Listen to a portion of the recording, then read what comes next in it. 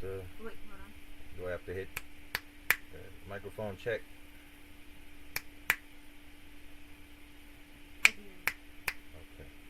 Audio. Let's see. Yep, we got audio.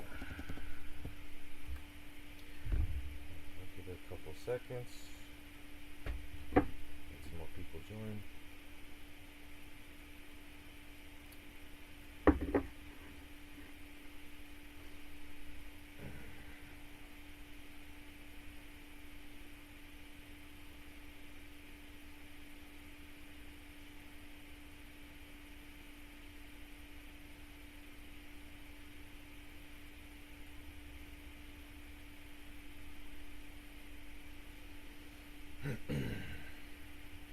All right. Why not we jump in right now? All right, everybody. Thank you for joining me. Welcome back. We are on our second lesson. The first lesson and last lesson, we taught you about what calories are and how they're made up of proteins, carbs, and fats. In this lesson, you're going to learn about balancing your macros and finding your maintenance. Your maintenance is the amount of calories that you eat every day, that if you eat that same calories every day, you're not going to gain weight, you're not going to lose weight. Which is very important when you're dieting, because after a bulk or a cut, you want to maintain a certain amount of calories, and you want to ease into those changes. After a cut, for example, your body's hormones have run rampant. Your body doesn't want to lose weight.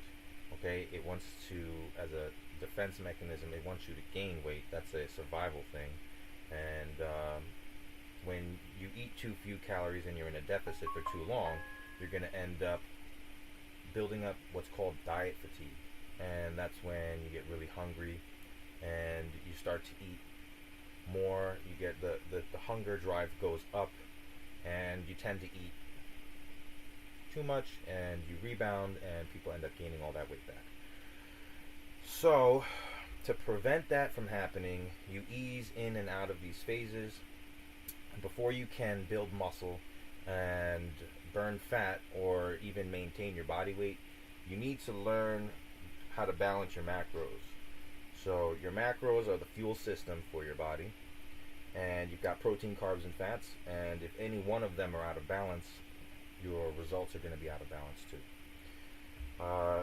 You don't got to be perfect, but where you do got to be consistent. If you have a bad day, some people call them cheat days. I like to call them bad days, because any day that you feel you need to cheat is a bad day. But if you have a bad day and you offset your calories for like 500 or 1,000, and you eat too much, let's say you're at 2,000 and you go over 1,000, man, just had a bad day, just went to a party, and you had too much soda, or you had a bunch of drinks, then which alcohol, by the way, is 11 calories per gram, and when you're intoxicated, your body is burning the alcohol first, and it's not burning fat or calories, it's actually storing them. So it's a good way to throw off your diet, is if you keep drinking and you don't moderate that. Remember, it's 11 calories per gram of alcohol. All right, moving on. You don't have to be perfect, you just got to be consistent. If you have a bad day, you can probably bury that with a little bit better tracking throughout the week. And remember, your each day adds up to a weekly average, and that weekly average is really what your body kind of listens to. The day by day, it fluctuates, and with energy expenditure and variations in the calories, and maybe not being perfect with your counting, you're going to end up with the fluctuations. And also your body goes up and down with water weight. That's a thing too. So we're not really looking at minor changes, we're looking at overall weekly averages. Alright, getting into it, we'll start off with what are macros. Well, why do we need them, right? real quick review is that macronutrients give your body energy. You know, protein builds and repairs tissue. You need good sources of this protein, and you need it steady throughout the day. If you're cutting, you don't want to lose muscle. If you're bulking, you don't want to miss those gains. You want to potentiate the muscle. You want to potentiate the muscle gain and keep that muscle, and it's going to be with your diet. Some really good sources are lean meats and fish. That also comes with healthy fats with the fish. You got dairy, eggs, and protein powders at the bottom, but I'd like to put that at the top if I could. Protein powder hits your bloodstream faster than any of these other protein sources. And on a ranking list, I believe protein powder absorbs even faster than eggs and dairy, but egg whites is second, and then after that all the other ones. So if you look at any bodybuilder that's really big, they eat a ton of egg whites for breakfast. I don't know how they do it. I think egg whites are horrible if they're not accompanied by a yolk. And fats regulate hormones and your brain function. I think your brain needs like something like, I don't know, don't quote me, 70% of your fat requirements. But it regulates hormones and brain function. If you try to cut fat out entirely, you might not have a good time with your diet. I tried doing that. I tried doing 45 grams a day, and everything else was high. I had 160 grams of protein. My carbs were high enough. They were like 300 at the time when I was a little bit lighter. And man, I just had a hard time gaining, you know. And as soon as I bumped it up to 60 grams a day, that's when I noticed a big difference. And man, it's like the weight just came out of nowhere. So, and it was all where I was working out too. It was all the targeted muscles. So I really knew that was it. That was where I was like, damn, I was under eating my fats. So fats are very important. Your diet won't work right if you don't eat fats. You need them for hormones. Carbs provide energy for your muscles, and you know, some good sources of carbs are dependent on what your goals are, but man, you want to try to eat as many fruits and vegetables as possible. If you want to be more full, I'd say go for vegetables, heavy on the vegetables. If you want to be a little lighter and you're dieting and you're bulking and you want to eat lighter and you want to get some more carbs in, I would say go with the fruit because, you know, it doesn't really fill you up. It's really dealer's choice when it comes to fats and carbs. As long as you're not eating too many saturated, I think. I'm still confused about whether certain fats are good or bad. I think you need both. I'd go with both. I do go with both, so you should too.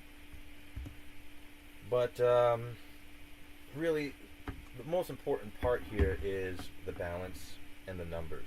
And the reason why is because your body composition depends on what you feed it, right? And of course, homeostasis is a thing. Your body does want to stay the same. The weight, you know, you try to gain weight, your body wants to lose it, you know, from where it's normal, from where the maintenance is. It is all dependent on maintenance. You try to lose weight, and then you come off the diet, and then, bam, it's like your body just wants to put all that weight back on. Well, it really comes down to the fact that you're eating unsatiating foods. If all you had in the cabinet was cauliflower, man, I find it hard to believe that anybody's going to get fat off of cauliflower, but you're going to lack a lot of other nutrients too. But think of macros as your way of controlling what your body does with the weight that you put on it. You know, high protein is going to keep muscle on your body.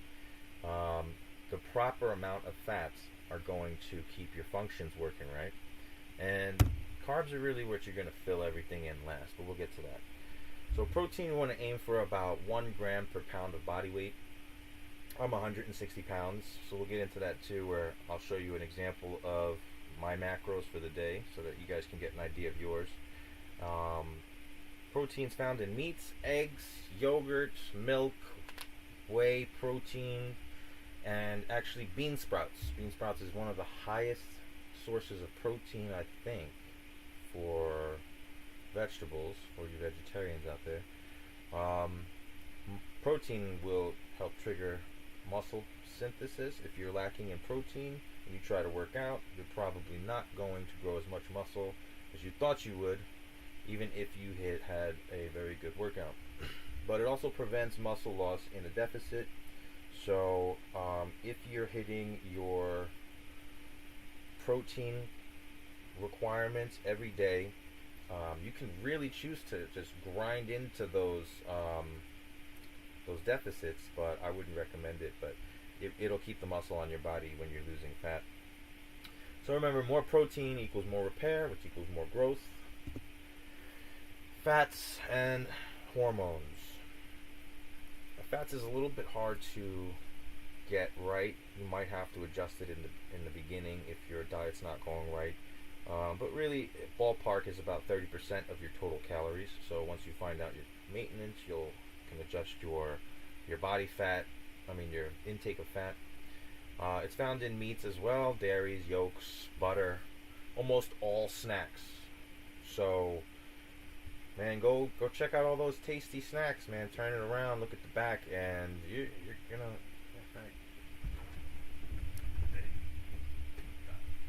Right here. A bunch of y'all guys use peanut butter for bulking, right? So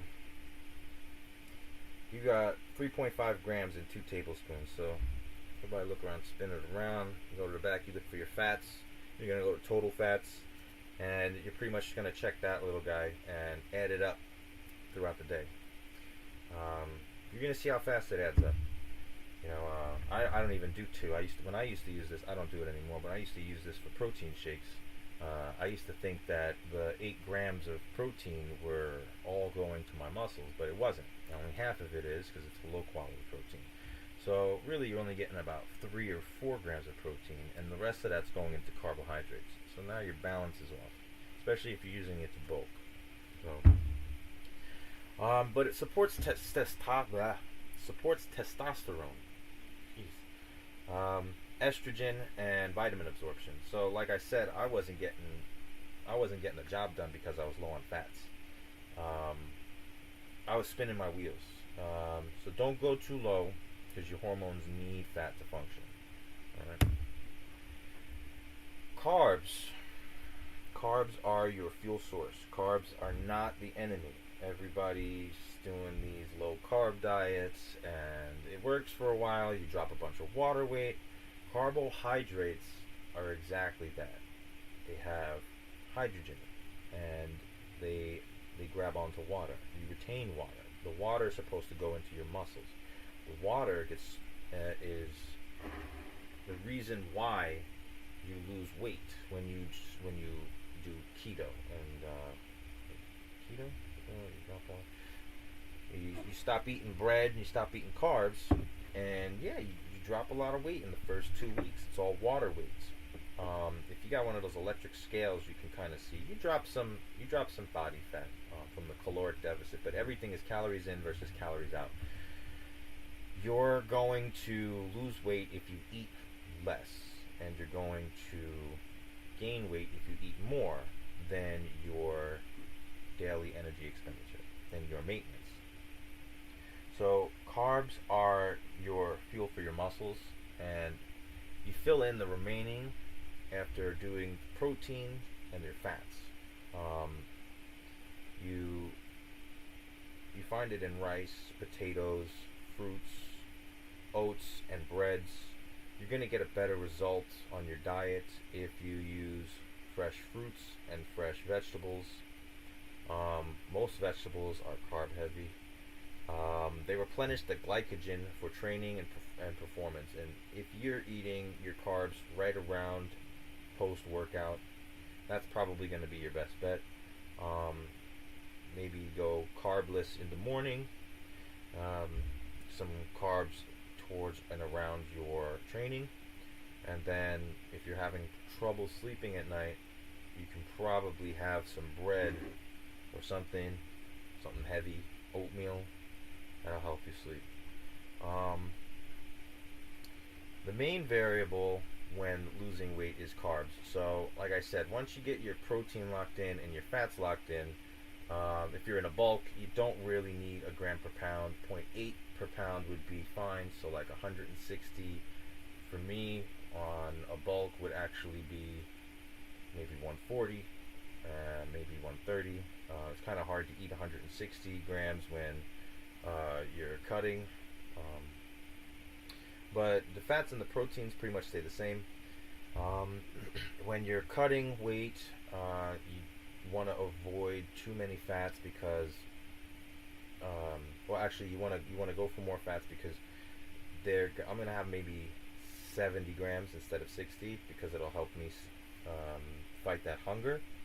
Fats will help you fight the hunger, so you can have more fats on a cut, but like I said, they add up. And protein, fats, and carbs together will help regulate the blood better and your hunger. So when you're cutting, go for more vegetables.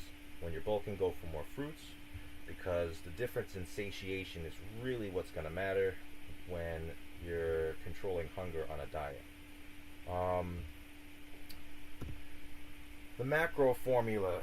I've been talking all these numbers, and I really should have started with the macro formula, but the formula is pretty simple. It's 1 gram of protein per pound of body weight. 0.3 to 0.5%, 0.3 to 0.5 grams of fat per pound of body weight. And for carbs, you just fill in the rest. So a good example for me, said I'd give you an example, is I'm 160 pounds. That's 160 grams of protein during a cut. And, well, actually I have this a little wrong here. I won't have that many carbs, but 160 grams of protein. Let's say I'm bulking and I just want to have 160 grams of protein. Let's say this is for a bulk. 160 grams is 640 calories. We know that's locked in. All right, so because I'm 160 pounds.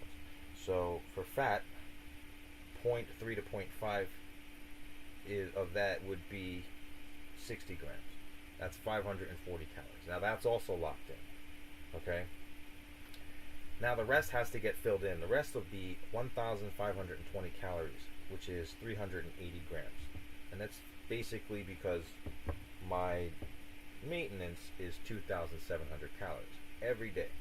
I found that number by tracking my weight for 2 weeks, and using this formula, I would structure my meals by dividing these numbers by 4 so that I can have 4 meals of equal value of protein, fats, and carbs.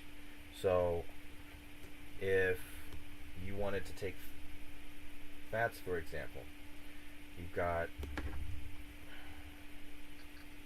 pull out my calculator here, so I'm not a math whiz. Let's start with protein. So 160 divided by 4 would be 40 grams per meal. So every meal I have to have 40 grams of protein.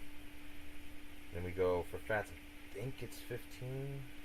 So 60 divided by 4, that's 15 grams. Every meal has to have 15 grams. And if I eat a meal that doesn't have 15 grams in it, well, I'm stacking that 15 grams onto my next meal if I want to be perfect about it.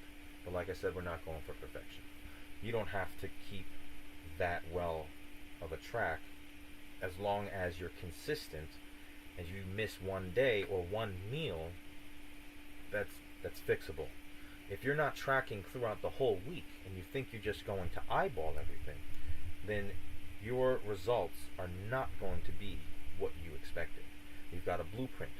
You follow the blueprint.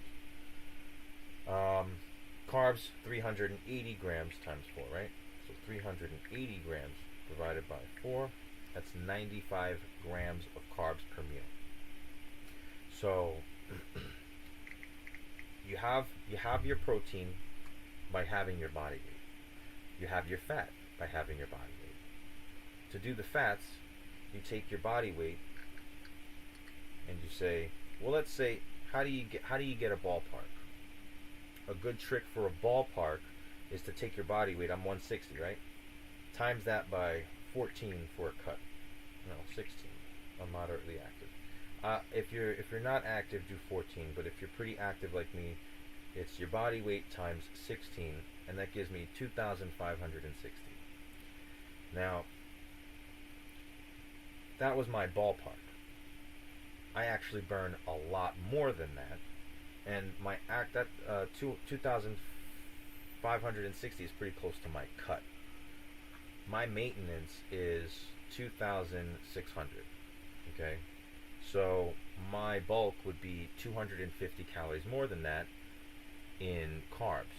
Everything else stays the same, but in my bulk, my carbs go to like 450.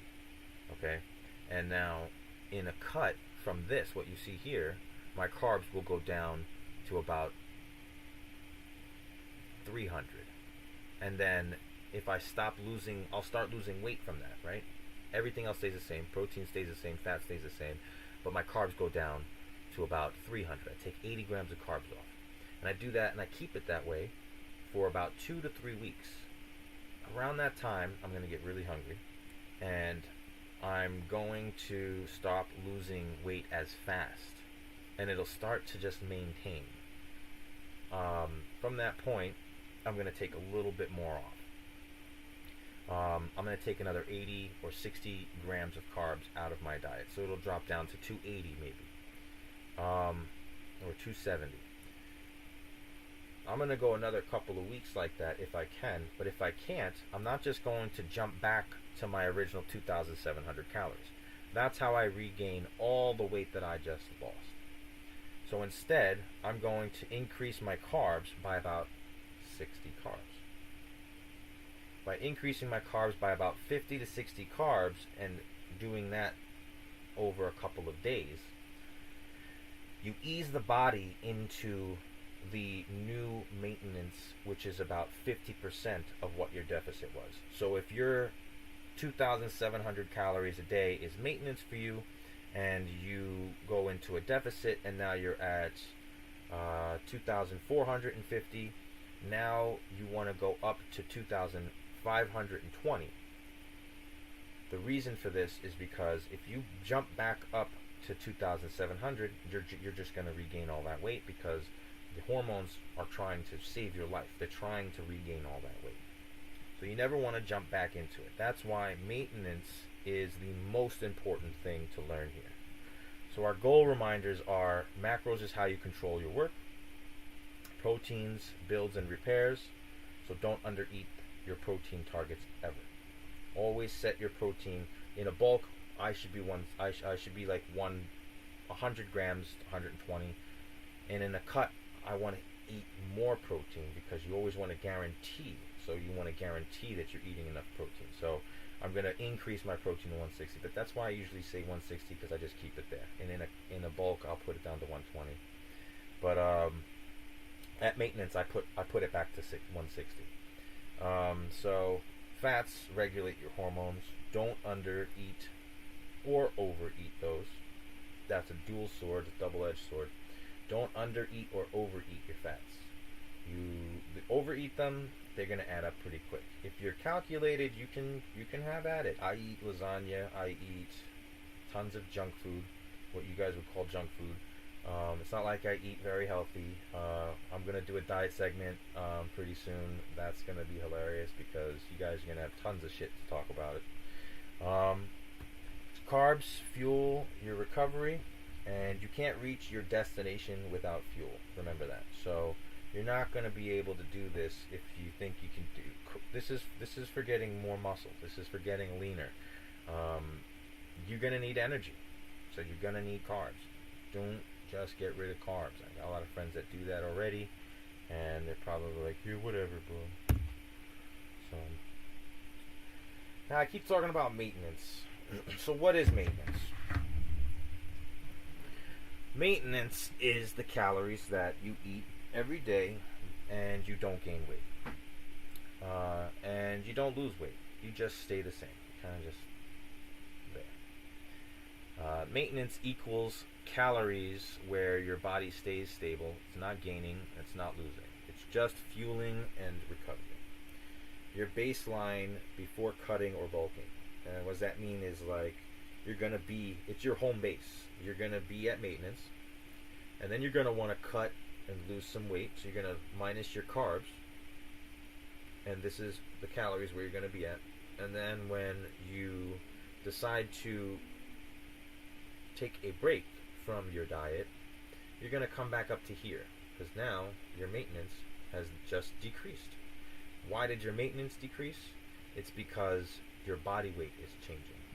So as your body weight goes up and down, your maintenance goes up and down, because now you need a new amount of calories to sustain this new body weight.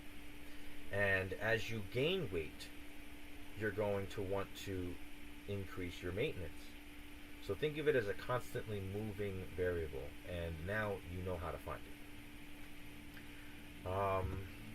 The quick formula, again, is going to be body weight times 14 or 16, depending on your energy expenditure. Like I said, 16 was still too low for me. I ended up bumping it a little higher. You're going to tweak those numbers after you get them. So if you really want to ballpark it and you don't know where to start with your body weight times 14 to 16, and that'll equal your ballpark maintenance calories. There's an example here. For 160 pounds times 14 equals 2,240 calories.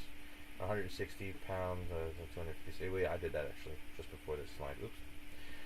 Your energy levels to pick where you sit at them. Basically, if you do a lot of stuff, or you go to work, you have a 9 to 5, you're going to probably type in 16. If you sit at home all day and you're thinking that your laptop work is kind of atrophying all of your muscles and you just need to get out and start doing some stuff, you're probably going to start around 2,240. But it all depends on your muscle mass already at that time too, so we're just going to skip past that. Too much math. Dial it in. So there is a little bit of math. You got to do a little bit. I like to track it on paper and using good old noggin here.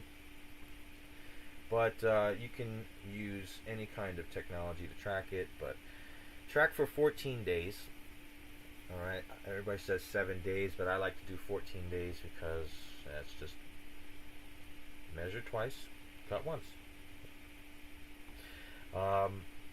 Calories eaten and morning weight, meaning every day you're going to track your calories by adding up everything. You might want to make it a little easier for yourself. If you're one of those people that can just afford to go and buy stuff that's pre-packaged and your gut can handle it, like Marie Callender's or something like that. I don't know why you would eat that, but some people eat that stuff. If you can buy a bunch of stuff that you can track the macros, then cool. But I like to use ChatGPT because I cook, I make home meals, and I'll serve myself and I'll tell ChatGPT everything that I put in the meal, and it will tell me what my portion size is. And that's pretty close. Like I said, you don't have to be perfect. You just got to be consistent. You got to be close to perfect. And if your weight is steady weigh yourself every day, in the morning. I'd say after you pee or poo. Weigh yourself every morning after that. And then that's going to be your daily averages. And then after the week, at the end of the week, you're going to take those averages, you're going to divide them by 7, divide them by 7. Add them up into a big number, and then divide that by 7. And then that'll be your weekly average. You're going to find 2 averages, and you're going to see if your weight is going up or down. At the end of the first week, if you did it right, that'll be your weekly average. And at the end of the second week, you should know before the end of the second week, you should know if you're going up or down. But at the end of the second week, you should know for sure where your maintenance is. Because if your weight stays steady, that's it. That's your maintenance. But if it drops, if your weight's dropping during those 2 weeks, you're just going to add some calories. If your weight is rising and you're gaining weight, you're just going to take back some calories. You're going to attenuate. So what does maintenance feel like? Well, it sure as shit doesn't feel like that girl in the middle right there. But I needed a way to kind of explain it. So you kind of just feel normal. You don't feel satisfied. I know a couple people that really like to eat to feel satisfied. So they go by this. Well, I eat till I'm full, or I eat till the hunger goes away, and not just goes away, but you get that little dopamine reaction. So for some people, they think it looks like this guy in the middle, but really just kind of feels like nothing. Kind of like compromise. Nobody's ever happy. But your energy's good. You get solid performance. You know, you don't feel like you're missing reps, or you don't feel like you're shaky all the time, or cold. Your weight stays the same. Okay, that's what's the main takeaway. Is your weight stays the same, and you don't really notice unless you're on a scale. But you're not going to be starving, and you're not going to feel overly full. Okay, because if you feel any of those two things, then those are probably indicators that you might need to change something. But your goal is balance, not constant restriction. So don't go crazy. As long as you are within, I think, don't quote me, but within, like, if you're a deficit, try to be at least a 250 calorie deficit. And if you're in a bulk, try to be at least a 250 calorie bulk, surplus, whatever you want to call it. Maintenance comes first. Maintenance is your pistol. It's your main thing. It's your main weapon. It's your tool. It's your compass. Maintenance comes first before cutting, before bulking, and really, to be honest, if you want this to work, you're gonna have to get comfy with the kitchen. I've experimented with all kinds of cooking, man. You gotta know what you're cooking. A good way to make sure you stick to your diet is to have a Sunday where you meal prep, and then you prep everything: chicken, rice, beans, broccoli, whatever you're gonna eat. You section them out, you portion everything. You can weigh it by getting a Tupperware, tearing the weight, and then you're gonna need a scale. Most of y'all got a scale already. You know what I'm talking about. Okay, so you weigh it, and you put some meat, you put your chicken, you put your broccoli, you get the totals of weights and stuff, and then you write everything down, and that's your portioned meals. You should be able to use ChatGPT, take some photos, ask him what the macros are, have him tell you what to add, what not to add. You portion them all out, make 3 of them for 7 days.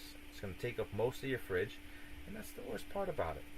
You just get a bunch of Tupperware, and you write a bunch of names and days on the Tupperwares so that nobody touches them, and you know those are your boxes of misery, your boxes of meals. So you need to learn how to control your macros. So your baseline maintenance is going to help. Without a stable foundation, you're just guessing. I know a lot of people that think they're bulking, but they're actually dirty bulking because they're eating 1,000 calories over their maintenance. I did that. I thought I needed to eat 3,000 calories just to grow, but you're really not going to grow that fast. You're only going to grow this much muscle no matter how much calories you eat, as long as you're eating the right amount. So you want to grow this much muscle and this much fat? Or do you want to grow this much muscle anyway and this much fat? And it all comes down on that. Same thing in reverse for losing calories. But think of it like your home base. It's where you measure your progress, because your maintenance changes. So as you lose weight, your maintenance is going to come down, and as you gain weight, your maintenance is going to go up. And it's where you return after a cut or a bulk to reset, to let the hormones reset, so to let everything come back together so that your body does what it wants to do, because everything needs rest. You need to take a break once in a while. And it's where your body naturally balances those hormones anyway. So energy and recovery happen in maintenance for the entire system. The entire system.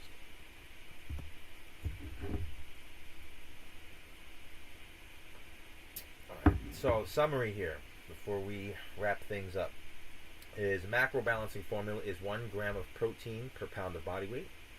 That will change, but it's static to your body weight. So if you start this journey at 150 pounds and then next year you're 180 pounds, you're probably eating 180 grams of protein. Same thing in reverse. If you're losing weight, you're going to drop the protein. If you drop 30 or 100 pounds in 2 years, you're probably going to be eating 100 grams of protein less. Carbs are the remainders of your calories. We know that now.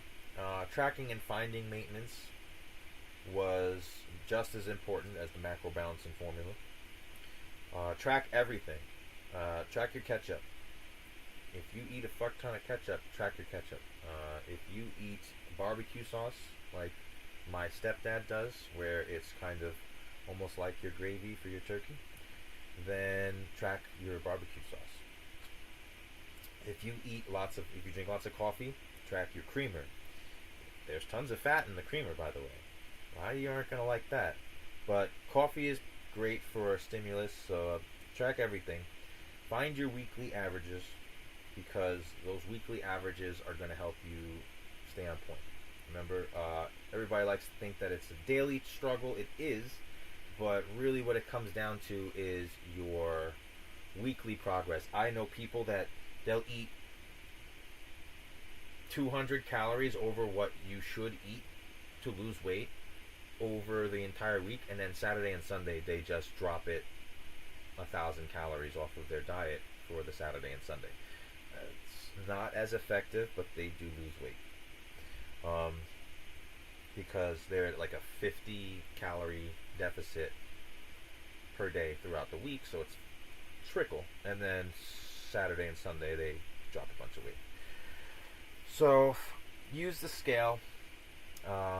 Use a macro tracker app if that's the way technology is going. I still use a pen and a paper, but there's macro trackers out there. There's tons of them. You can use those to keep track of your macros, but like I said, you know the formula. You don't need these apps to tell you what to do. Get rid of that shit. Get your money back. Return to maintenance whenever you're switching between a phase of bulking or cutting. Maintenance lasts about 2 to 4 weeks. So when you switch to maintenance, it's about 2 to 4 weeks. And when you're in a deficit and let's say you've lost 30 pounds, your maintenance isn't up there. Remember, you've lost 30 pounds. So whatever you're at, let's say you went down, I don't know, 800 calories. Because some people are up there like really high with the carbs, and you brought your carbs from 400 something down to like 300. You're only going to go up 50% of what your deficit is, so 400 calories. But you're only going to go up that slowly. You're not jumping into 400 calories the next day. So return to maintenance slowly. Maintenance changes with body mass, but you know how to find it now. Alright, everybody. That's the end of the lesson. We are now in the portion where you guys can ask questions, and I can do my best to answer them. Well, I'm actually not sure where the conversation section is. Oops. I'm sure there's nobody watching anyway, so we're just gonna skip right past the questions, and I'm sure you guys will find the comment section. Until next time, I'm partially jacked, but you don't have to be. You can be fully jacked. Remember to eat right, track everything, and hit that gym. Do those weight things that people do. Until next time.